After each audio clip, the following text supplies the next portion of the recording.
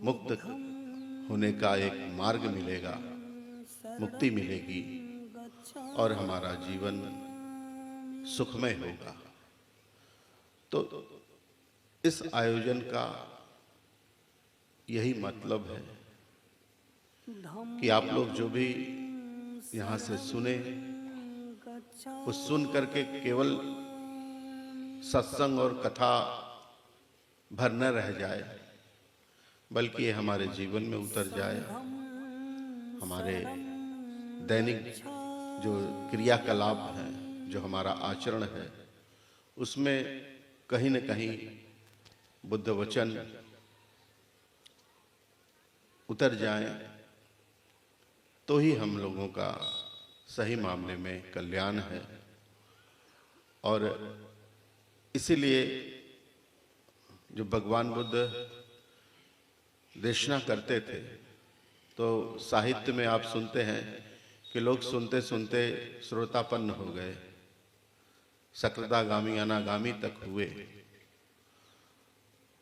तो सुनने का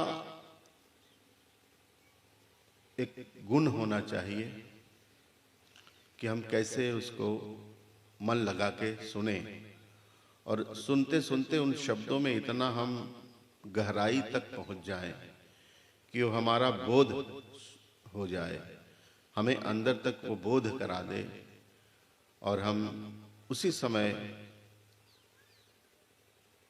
हम ये चीज संकल्प ले लें कि नहीं, अब आज से मेरा ये जो जीवन है इसी रास्ते पे चलेगा, या मैं जो मेरे अंदर दुर्गुण हैं, या जो मैं अन्य रास्तों पे चल रहा था, भटके हुए मार्ग पे था, उस मार्ग से मैं इस धर्म की धारा में आ जाऊं, इन बुद्ध उपदेशों के अनुसार मैं अपना जीवन यापन करने लगूं, तो ही हमारा सच्चे अर्थों में, सही मामले में हमारा कल्याण होगा। जब आप भगवान बुद्ध का पूरा जीवन चरित्र जानते हैं, सुनते हैं, पढ़ते हैं, तो एक सुमेध तापस के रूप में आज से जब बुद्ध हुए थे, उससे उस दिन से लेकर के उसके 99 कल्प पहले तक की बात सुमेध तापस की आई थी कि एक सुमेध तापस तपस्वी के रूप में तपस्या करते थे, और उन्होंने बुद्ध बनने का संकल्प लिया, और वो भी किसके सामने लिया? दीपांकर बुद्ध के सामने। तो ये कथा आपने सुनी होगी, आया होगा, जरूर आया होगा। तो संकल्प आदमी आज लेता है, पूर्ण होने में बहुत समय लगता है, लेकिन पूर्ण संकल्प उसी का होता है जो संकल्प लेता है। जिसने संकल्प ही नहीं लिया, उसका उसको कभी पूर्ण तो होगा ही नहीं। तो इसलिए आप लोग भी जो संकल्प लें, संकल्प तो लेना ही होगा, बिना संकल्प लिए कभी पूर्णता तक पहुंच ही नहीं सकते। जब हम सिद्धार्थ बोधिसत्व को देखते हैं कि वो 99 कल्प पहले, मतलब सुमेध तापस के रूप में उन्होंने बुद्ध बनने का संकल्प किया कि मैं भी बुद्ध बनूं, तो जाकर के 99 कल्प लगा। और उसमें जब भगवान की जीवन कथा आप सुनते हैं, तो उसमें आता है कि जब भगवान बुद्ध गृह त्याग करके उस पहाड़ी पे, जिसको प्राज्ञ बोधि कहते हैं हम लोग, उस पहाड़ी पे 6 वर्ष कठोर तप करके फिर बोध गया में बोधि वृक्ष के नीचे जब वो बुद्धत्व प्राप्ति के निमित्त बैठे, तो उन्होंने प्रथम ध्यान में, रात्रि के प्रथम पहर में, उन्होंने अपने जीवन की पुब्बे निवासानु स्मृति का उन्हें बोध होता है कि पूर्व जन्मों में जो भी उनका निवास स्थान रहा, उसका उन्हें बोध होता है। मतलब वो अपना रिबर्थ देखना शुरू करते हैं। तो जातक कथाओं में आता है कि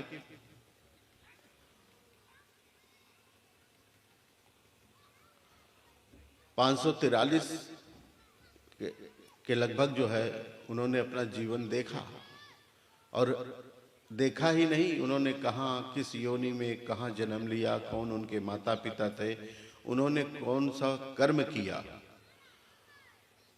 तब जाकर के वो सिद्धार्थ बोधिसत्व के रूप में पैदा होते हैं। तो उन जितने भी उन्होंने जन्म देखे, इसका कोई अंत नहीं था, वो उतने पे ही उसको छोड़ देते हैं। लेकिन इन सारे जन्मों में उन्होंने अपनी पारमिता ही पूरी की। सारे जन्मों को जब हम पढ़ते हैं, उसका निचोड़ निकालते हैं, तो उन्होंने पारमिताएं ही पूरी की। तो 10 पारमिता आप जानते हैं कि पहली पारमिता जो है दान पारमिता से शुरू होती है, शील की पारमिता, तो ये पारमिता है। फिर यहां तक कहा कि 10 पारमिता है, 10 इसी की क्या कहते हैं उपपारमिता है, और 10 परमत्थ पारमिताएं हैं। तो बुद्ध बनने के लिए केवल 10 पारमिता नहीं, 10 पारमिता के साथ 10 उपपारमिता और 10 परमत्थ पारमिता, ये 30 पारमिताएं मिला करके तब कहीं जाकर के वो बुद्ध बने। तो ये पारमिता या ये जो जातक में स्टोरी है, ये सारे जन्मों में हम कहीं भी हो, किसी रूप में पैदा हो, गरीब हो, अमीर हो, अपंग हो, अपाहिज हो, या अक्षम हो या सक्षम हो, जैसे कैसे भी हमें ये जो जन्म मिला, किंतु यह जन्म हीन न समझा जाए, बल्कि इसे जो है कुशल कर्मों में लगा करके इसी से कुछ पुण्य संचय कर लिया जाए। तो ये उनके जीवन के चरित्र का एक भाग हमें देखने को मिलता है कि किसी भी रूप में आप जन्म लिए हैं, कहाँ पैदा हुए हैं, कौन से जाति में हैं, कौन से कुल में हैं, कौन से वंश में हैं, निर्धन हैं कि धनवान हैं, जो कुछ भी है, ये कोई माने नहीं रखता। माने ये रखता है कि आप इसमें आपका त्याग क्या है, आपका शील कैसा है, आपका आचरण कैसा है, आपका व्यवहार कैसा है, आप का जीवन स्तर कैसा है, ये सारी चीजों करते हुए और आपके जीवन में जो बुद्ध की शिक्षाओं के अनुसार समता, समानता, न्याय और बंधुत्व, जिसकी हम लोग बात करते बड़े बड़े मंचों से सुनते हैं कि ये समता क्या है, समानता क्या है, न्याय क्या है, बंधुत्व क्या है। तो ये सारी चीजें जो है अपने जीवन में हमें उसका जीवंत पालन करना चाहिए, मतलब अपने जीवन में उसका अभ्यास करना चाहिए, है ना। तो जब तक इन सारी चीजों को आप नहीं समझोगे तब तक बात बनेगी नहीं। तो इसलिए हमें एक चीज ये समझनी है कि इस जीवन में रह के हमें कुशल और अकुशल कर्मों का भेद सीखना है, जानना है कि क्या कुशल है और क्या अकुशल है। अकुशल का त्याग और कुशल का संपादन, यही हमारे जीवन का लक्ष्य होना चाहिए। कि दुर्गुण हो सकते हैं, दुर्गुण किसमें नहीं है, किंतु उन दुर्गुणों को निकालने का प्रयास करना। अरे प्रयास करोगे तभी तो निकलेगा। तो वो प्रयास करने में हो सकता है आपको संकल्प भी लेना पड़े, आपको कुछ तपश्चर्या करनी पड़े, कुछ कठोर संकल्प के साथ करना पड़े, लेकिन करना तो पड़ेगा। जैसे जब कपड़े में दाग लगता है तो जब साबुन से आसानी से नहीं छूटता तो हम लोग उसे रगड़ के छुड़ाते हैं, है ना।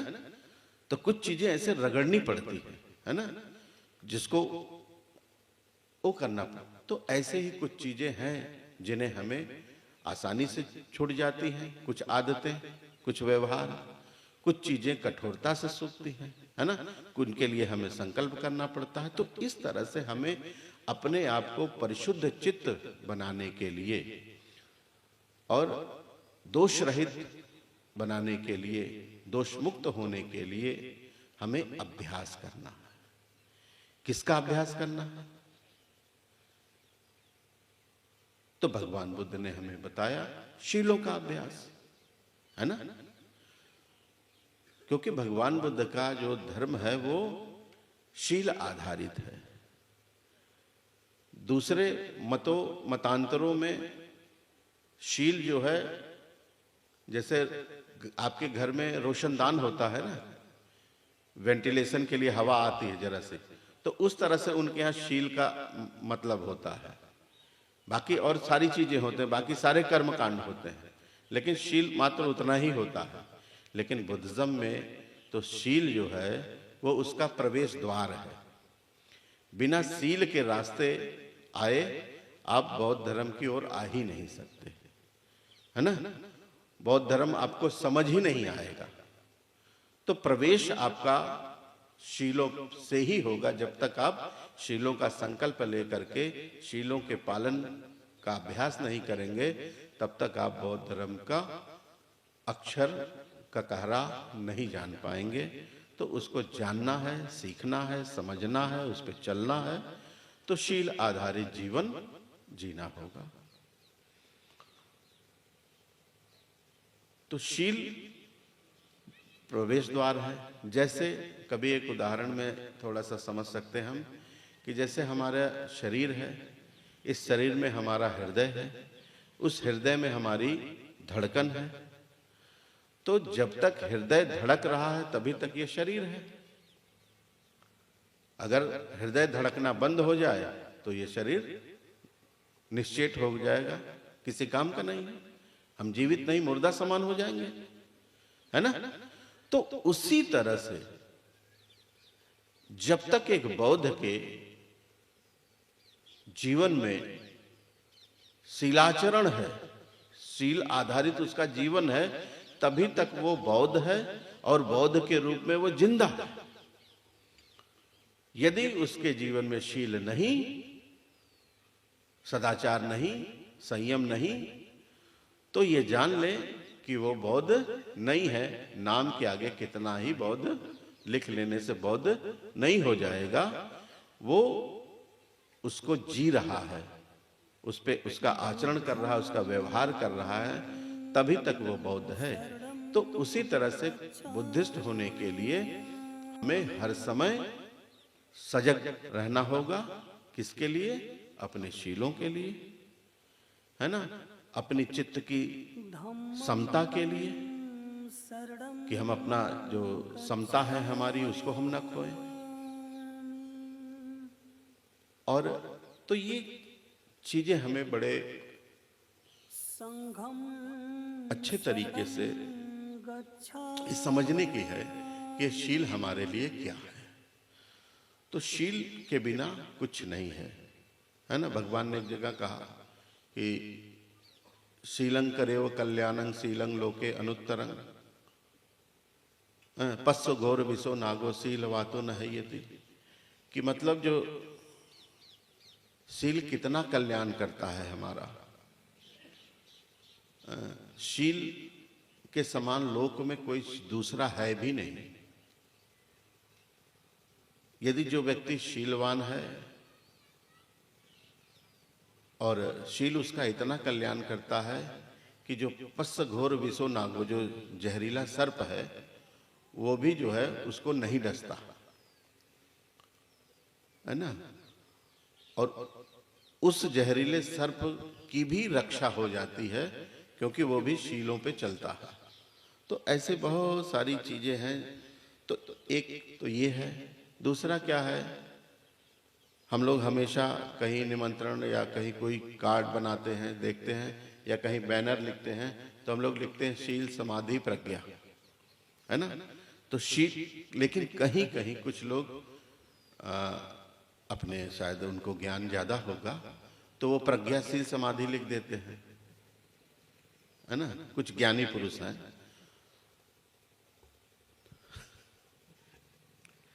तो अब बिना शील के प्रज्ञा कहाँ से आ जाएगी? है ना।